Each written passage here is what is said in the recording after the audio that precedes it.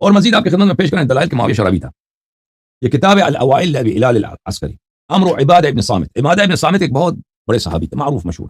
مر بعبادہ ابن صامت عیر تحمل الخمر من الشام. شام کے سرزمین میں عبادہ ابن صامت نے دیکھا کہ اونٹوں کا ایک قافلہ ہے، اونٹوں کا ایک قافلہ ہے. ان سب پہ کیا ہے؟ ان کا جو حمل ہے، ان کا جو لوڈ ہے، کیا لوڈ کیا اس پہ؟ سب شراب ہے. اس نے کہا ازیتن ھذا. عبادہ ابن ثابت نے کہا کہ کیا یہ تیل آپ لے کے جا رہے ہیں بھائی؟ تیل لے کے جا رہے ہیں، اتنا قافلہ جا رہا ہے بھائی، اونٹوں کا تیل ہے. اس نے کہا قال لا بل خمر تباع لمعاویہ. انہوں نے کہا نہیں جناب، ہم یہ شراب لے کے جا رہے ہیں. اور شراب کس کے لیے جا رہے ہیں؟ معاویہ کے لیے. معاویہ کو ہم بیچ دیں گے، معاویہ میں پیسے دے گا. اور معاویہ اس زمانے میں گورنر تھا عثمان کی جانب سے شام پر. فاخذ شافرتان فشق الروایا. تو عبادہ ابن صامت نے کیا کیا؟ اس نے ایک خنجر لے لیا اور اس جتنے وہاں پہ مشکیزیں تھے شراب کے، بڑے بڑے مشکیز، سب کو اس نے مار دیا، سب کو اس نے پنچر کر دیا بھائی. شراب سب بہ گیا صحرا میں.